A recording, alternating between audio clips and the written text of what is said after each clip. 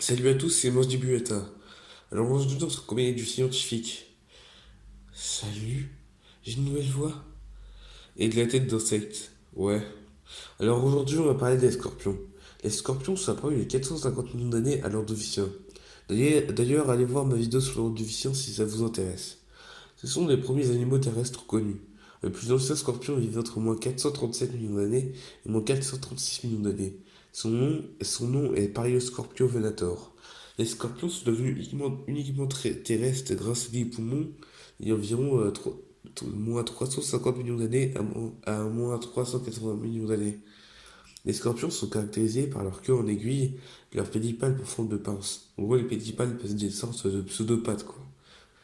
Le corps d'un scorpion est divisé en trois parties.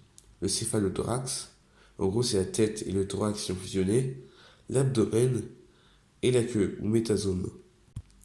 Les scorpions sont vivipares. Ils donnent naissance à une portée que la femelle porte sur son dos jusqu'à la première mue. Les scorpions peuvent vivre entre 3 à 10 ans. Les scorpions vivent surtout dans l'hémisphère sud et vivent jusqu'au 50e degré de latitude. Et si vous ne savez pas ce que c'est, bah cherchez par vous-même, bande d'êtres inférieurs. Tu peux me laisser parler, s'il te plaît, en fait, là, parce que tu saoules. Être inférieur, être inférieur. T'es chiant. De toute façon, ça sert à quoi d'expliquer ça à des êtres inférieurs? De toute façon, on peut jamais compter sur toi pour faire de bonnes vidéos. Faut toujours que tu crois que les autres sont des êtres inférieurs. Mais je vais te laisser tranquille pour l'instant. Donc je disais, maintenant parlons de quelques espèces de scorpions. Et nous parlerons d'espèces éteintes et vivantes en même temps dans cette vidéo. Commençons avec le brontoscorpion. C'est un genre de scorpion avec une classification incertaine. Pour cause, les êtres supérieurs que vous appelez scientifiques n'arrivent pas à le classer dans une famille. Tu peux arrêter avec ça? Ah, cet insecte sera toujours là pour me saouler. Donc je disais, cette espèce a vécu au Dévonien, il y a 416 millions d'années.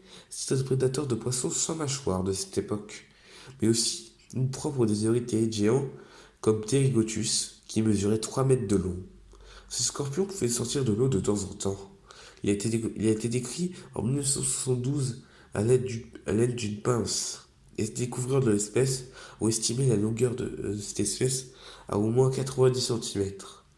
Enchaînons avec l'espèce Lierus cacrestriatus. Ce scorpion est appelé rôdeur mortel en français. Son venin est assez dangereux pour les souris, vu leur taille aussi, et pour les humains. La piqûre n'est pas mortelle, mais elle est plus dangereuse pour les jeunes ou les personnes âgées. Cette espèce vit dans les zones désertiques d'Afrique du Nord et subsaharienne au Moyen-Orient. Bon, je vais essayer de parler mandibulata parce que j'en ai marre de parler à des êtres inférieurs qui me servent d'abonnés. Ah enfin, la vidéo va devenir bien pour l'instant. Donc, enchaînons avec l'espèce Pudminoscorpus kirktonensis. Le premier fossile a été découvert en Écosse. Cette espèce a vécu au Carbonifère supérieur, je crois, ouais. Ce scorpion mesurait 70 centimètres de long à cause de l'abondance de l'oxygène dans l'air à cette époque. Il chassait certainement d'autres arthropodes, des amphibiens et les premiers reptiles. Et contrairement à certaines croyances, il n'a pas vécu en même temps que Meganora et Arthropleura. Et son nom signifie scorpion qui respire. Parlons de l'espèce Pandinus imperator. Cette espèce se rencontre en Guinée, au Libéria, en Côte d'Ivoire, au Ghana et au Bénin. Ce scorpion est un des plus grands scorpions connus. Il peut atteindre jusqu'à 20 centimètres de long. Mais à cause de la réfraction de l'espèce, on ne trouve plus trop de grands spécimens. Sa piqûre est très douloureuse, mais aucun décès n'a été signalé pour l'instant. La femelle porte de 10 à 40 petits sur son dos. Comme pour tous les scorpions, les petits descendent une fois leur première mue effectuée. Cette espèce est assez connue en terrariophilie vu qu'elle est assez facile à maintenir. Bon, c'était scientifique, Mandibulata et l'insecte chelou qui fait chier. Même si l'épisode était un peu court aujourd'hui, je voulais faire un épisode au début avec 6 ou 7 espèces. Mais comme les espèces de scorpions se ressemblent un peu, bah voilà. Et bah, la voix du scientifique de l'insecte et moi, ça changera toujours vu que ma voix n'est pas encore parfaite. Donc c'était mon Mandibulata. À toutes pour un prochain épisode qui sera sur le Jurassique évidemment.